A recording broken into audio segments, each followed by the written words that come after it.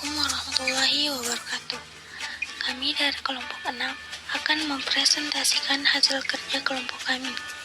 Sebelum itu, kami akan memperkenalkan anggota kelompok 6. Yang pertama, Nur Afifah Amalia Bages atau saya sendiri. Yang kedua, Nur Asmulia Gusmiarni. Yang ketiga, Nur Fajriani Pratiwi. Yang keempat, Nur Fauzianti Bahtiar. Dan yang terakhir, Nur Indah Sari. Di mana pada saat ini saya akan memaparkan sedikit dari materi yang akan kelompok kami bahas. Materi yang akan saya bawakan adalah tahapan formulasi larutan.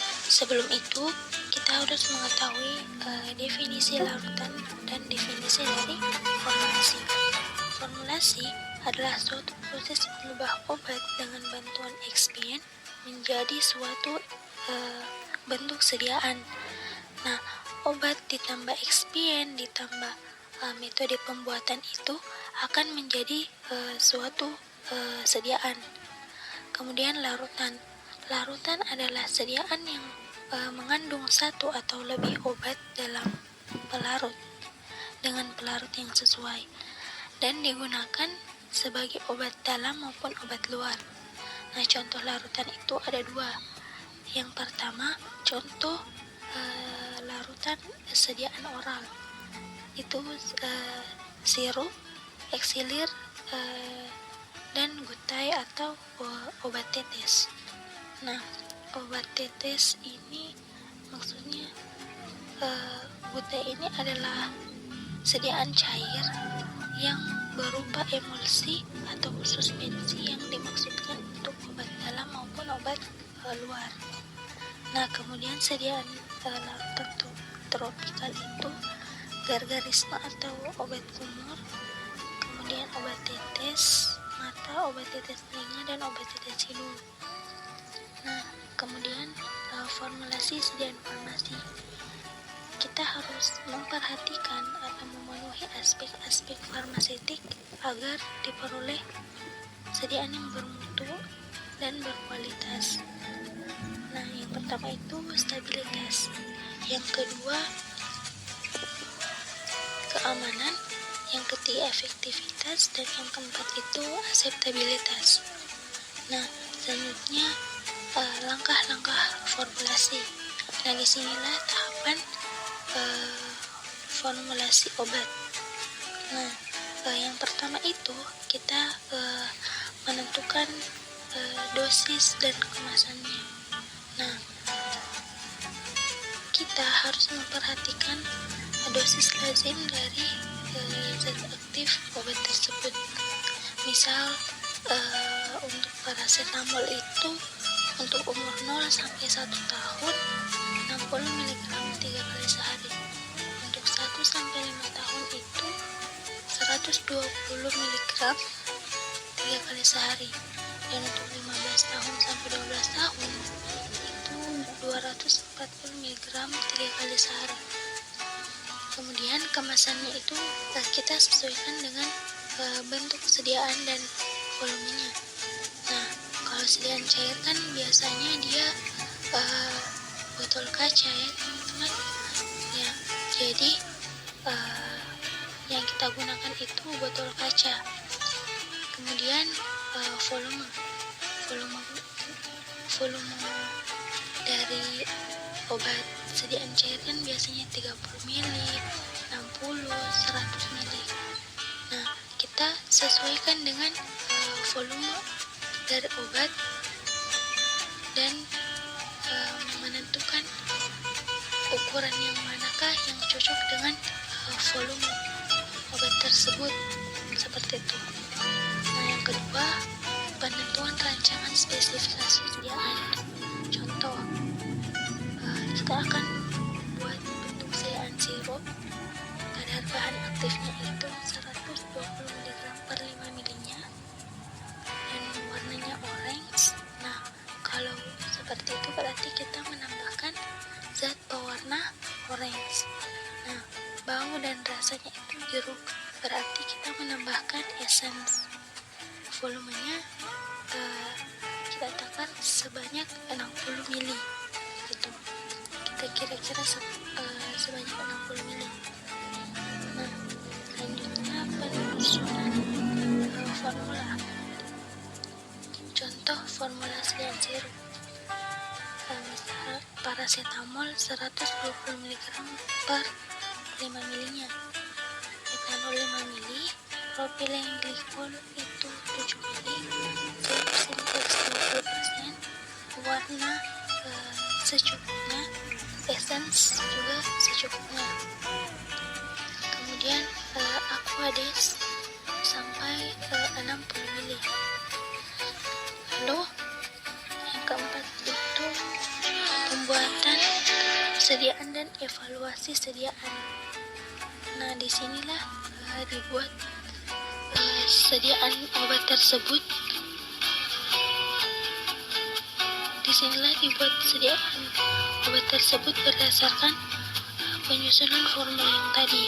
Nah, yang terakhir itu pemberian label atau pemberian label dan etiket. Nah, untuk label, sesuaikan dengan data farmakologi seperti dosis, efek samping, kontraindikasi, dan cara pemberiannya. Untuk etiket, kalau dia sediaan topikal atau untuk luar, dia itu etiketnya warna biru.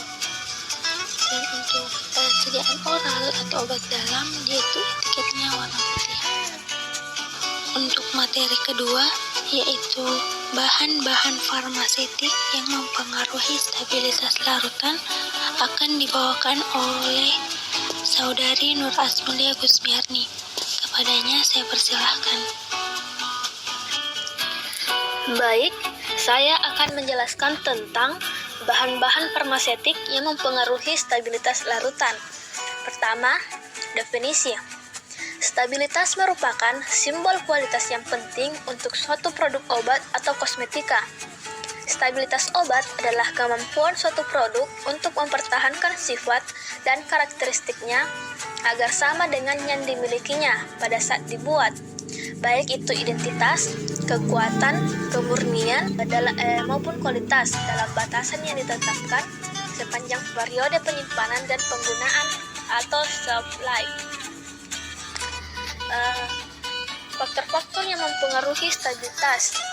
Yang pertama itu faktor dari lingkungan, dapat disebabkan oleh temperatur, cahaya, oksigen, kelembapan, dan karbon dioksida. Yang kedua itu dari obat atau eksipien di dalam sediaan, berupa ukuran partikel obat dan pH sediaan atau lingkungan. Yang ketiga, kontaminasi mikroba. Yang keempat, kontaminasi logam tertinggal. Dan yang terakhir, pembersihan dari wadah. Pengemasan dan stabilitas. Wadah langsung atau kemasan primer dan penutupan sangat penting dalam pengaruhnya terhadap stabilitas produk.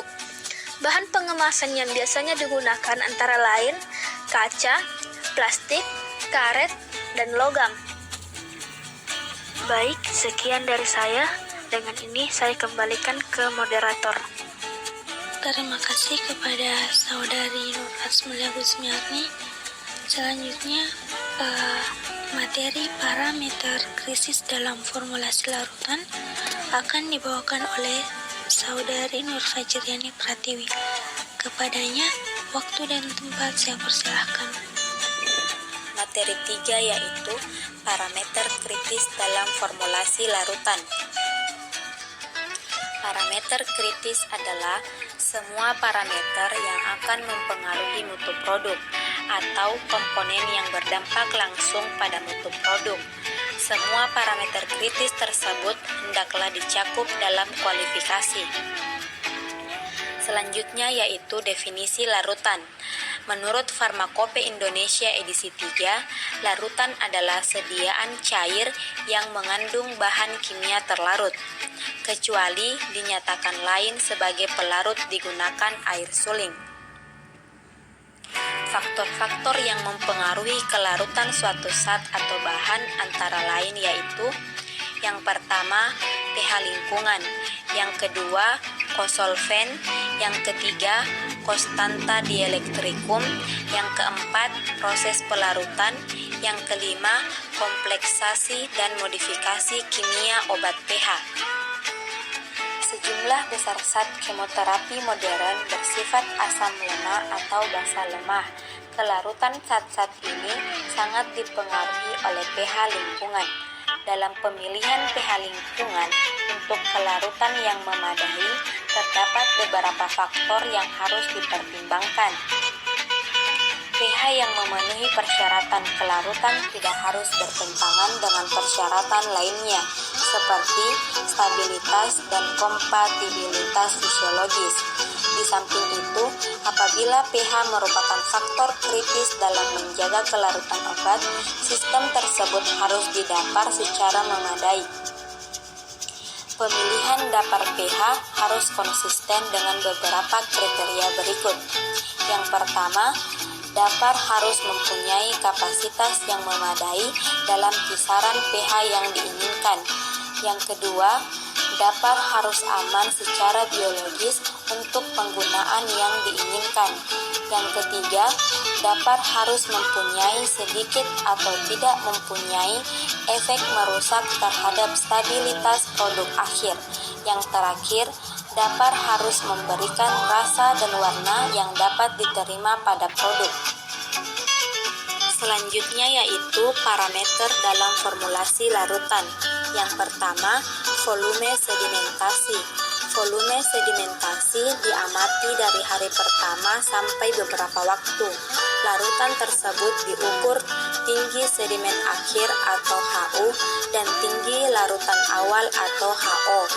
Volume sedimentasi merupakan perbandingan antara tinggi sedimen akhir dan tinggi larutan awal. Yang kedua, viskositas. Viskositas ditetapkan dengan viskosimeter elektrik pada suhu 25 derajat Celcius. Viskositas yang sesuai menghasilkan sediaan larutan yang baik karena sediaan jadi lebih mudah dituang. Yang ketiga, kemudahan dituang. Larutan dituang dari botol dengan kemiringan kurang lebih 45 derajat. Waktu yang diperlukan untuk mencapai volume tertentu dicatat.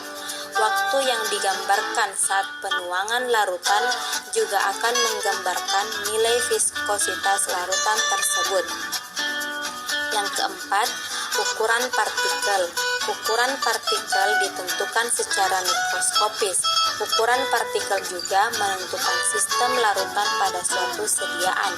Dan yang terakhir, redispersibilitas, yaitu larutan yang telah disimpan dikocok dengan kecepatan tertentu menggunakan alat pengocok. Waktu yang diperlukan untuk terdispersi kembali dicatat. Kemampuan terdispersi kembali oleh suatu sediaan larutan merupakan parameter penting yang menggambarkan stabilitas larutan.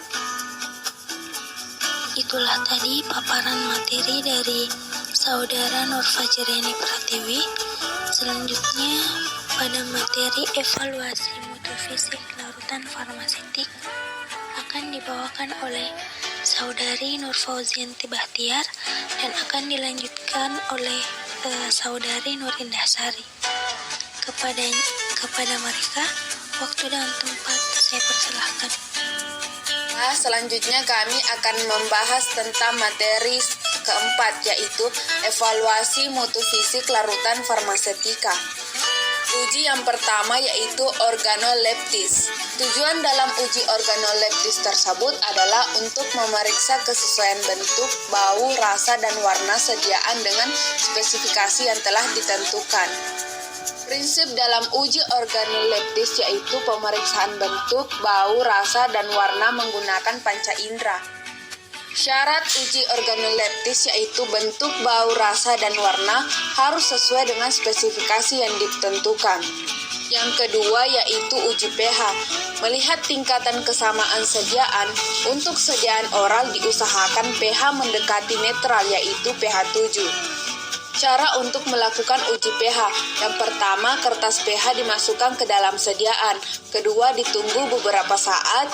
Ketiga, diamati kertas pH. Keempat, dibandingkan dengan indikator pH. Kelima, diamati warna yang terjadi. Keenam, tulis hasil pH. Cara penetapan pH. Yang pertama, larutan dapat dibuat untuk pembakuan pH meter. Larutan dapar baku yang dipilih ada dua, di mana pH larutan uji diperkirakan berada di antara kedua larutan dapar baku tersebut dan mempunyai perbedaan pH tidak lebih dari 4 unit dengan pH larutan uji. Yang kedua, sel diisi dengan salah satu larutan dapar. Kendali suhu dipasang pada suhu larutan dan kontrol kalibrasi diatur sehingga pH larutan dapar baku identik dengan pH yang seharusnya. Yang ketiga, elektroda dan sel dibilas beberapa kali dengan larutan dapar untuk pembakuan yang kedua. Kemudian, sel diisi dengan larutan dapar kedua. pH dikalibrasi sesuai dengan pH larutan dapar kedua. Yang keempat, jika pH dari kedua larutan dapar baku tersebut telah selesai atau sesuai, maka pH larutan uji dapat diukur. Selanjutnya yang terakhir yaitu suhu pengukuran larutan dapar baku dan larutan uji harus sama atau sesuai dengan suhu larutan uji yang akan diukur. Pengujian yang ketiga yaitu uji kejernihan. Tujuan dalam uji kejernihan yaitu untuk membedakan bahwa larutan yang diuji terbebas dari promotor. Dan untuk uji kejernihan yaitu tabung reaksi alas datar dengan diameter 15 mm sampai 25 mm, tidak berwarna, transparan, dan terbuat dari kaca netral. Syarat untuk uji kejernihan yaitu kejernihan harus sama dengan air atau dengan zat pelarut yang diamati. Prosedur uji kejernihan. Yang pertama, suspensi 1 sampai dengan 4 dibuat dengan cara seperti yang tertera pada tabel. Kemudian, dimasukkan ke dalam tabung reaksi masing-masing larutan uji dan suspensi padanan yang sesuai dimasukkan hingga volume larutan dalam tabung tepat setinggi 40 mm. Ketiga, kedua isi tabung dibandingkan setelah 5 menit pembuatan suspensi padanan dengan latar belakang hitam dan dilakukan di bawah cahaya yang berdifusi, tegak lurus ke arah bawah tabung. Yang keempat, difusi cahaya diatur sedemikian rupa sehingga suspensi padanan 1 dapat langsung dibedakan dari air dan dari suspensi padanan 2. Penafsiran hasil uji kejernihan. Suatu cairan dinyatakan jernih jika kejernihannya sama dengan air atau pelarut yang diamati atau jika ablansensinya tidak lebih dari suspensi padanan 1. Uji yang ketiga yaitu uji bobot jenis yang mempunyai tujuan menjamin sediaan memiliki bobot jenis yang sesuai dengan spesifikasi yang telah diterapkan. Alat untuk menguji bobot jenis yaitu piknometer. Syarat untuk menguji bobot jenis yaitu bobot jenis sediaan sesuai dengan spesifikasi yang telah diciptakan. Materi selanjutnya akan dilanjutkan oleh teman saya, dipersilahkan. Prosedur cara penggunaan piknometer yaitu piknometer yang bersih dan kering yang telah dikalibrasi ditimbang bobotnya sebagai W1. Kedua, piknometer yang telah diisi air pada suhu 25 derajat Celcius ditimbang bobotnya sebagai W2.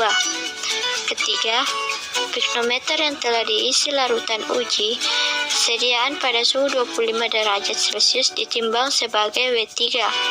Keempat, bobot jenis larutan uji sediaan dapat dihitung dengan rumus DT sama dengan W3 dikurang W1 dibagi W2 dikurang W1. Uji viskositas. Tujuannya untuk memeriksa kesesuaian viskositas dengan spesifikasi telah ditetapkan. Alat yang digunakan yaitu fisikometer Hopler. Prinsipnya untuk mengukur kecepatan bola jatuh melalui cairan dalam tabung. Syaratnya nilai viskositas sesuai dengan spesifikasi yang telah ditetapkan. Identifikasi bahan aktif dalam sediaan. Tujuannya secara kualitatif untuk memastikan bahwa bahan aktif yang ada dalam sediaan sirup memang benar-benar zat aktif yang diinginkan. Metode yang digunakan yaitu sesuai dengan yang tertera pada monografi sediaan dengan kandungan zat aktif tertentu pada Farmakope Indonesia. Penetapan kadar zat aktif dalam sediaan. Tujuannya secara kuantitatif mengetahui konsentrasi zat aktif dalam sediaan. Metode yang digunakan yaitu sesuai dengan yang tertera pada monografi sediaan dengan kandungan zat aktif tertentu pada Farmakope Indonesia. Uji volume dipindahkan. Tujuan uji volume dipindahkan yaitu sebagai jaminan bahwa larutan oral dan suspensi yang dikemas dalam wadah dosis ganda dengan volume yang tertera di etiket tidak lebih dari 250 ml. Jika dipindahkan dari wadah asli, akan memberikan volume sediaan seperti tertera di etiket. Alat yang digunakan yaitu gelas ukur kering. Prinsipnya melihat kesesuaian volume sediaan jika dipindahkan dari wadah asli dengan volume yang tertera pada etiket. Prosedurnya yaitu dipilih tidak kurang dari 30 wadah per botol. Isi botolnya dituangkan perlahan untuk menghindari pembentukan gelembung udara ke dalam gelas ukur yang berkapasitas tidak lebih dari 2,5 kali volume yang diukur dan telah dikalibrasi. Kemudian, didiamkan selama kurang lebih 30 menit. Jika telah bebas gelembung udara, volume dapat diukur. Untuk penafsiran hasilnya dapat dilihat yaitu volume rata-rata campuran sirup yang diperoleh 10 botol tidak kurang dari 100% dan tidak satupun volume botol yang kurang dari 95% dari volume pada etiket. Kedua, jika A adalah volume rata-rata yang diperoleh dari 10 botol antara 95-100% dari yang tertera pada etiket, dan jika B yaitu tidak lebih dari satu wadah bervolume antara 90-95% dari yang tertera pada etiket, maka dilakukan uji tambahan terhadap 20 wadah tambahan tersebut. Persyaratannya yaitu volume rata-rata sirup yang diperoleh dari 30 botol tidak boleh kurang dari 100% yang tertera pada etiket dan tidak lebih dari 30 wadah bervolume 90-95% dari yang tertera di etiket. Baik, itulah tadi pemaparan materi dari kelompok kami. Lebih dan kurangnya kami memohon maaf karena segala kelebihan datang dari Allah Subhanahu wa Ta'ala dan segala kekurangan datang dari kelompok kami pribadi. Sebelum itu, kami mengucapkan banyak terima kasih kepada pihak yang telah menyempatkan dan meluangkan waktunya untuk menonton video presentasi kami. Demikian, wassalamualaikum warahmatullahi wabarakatuh.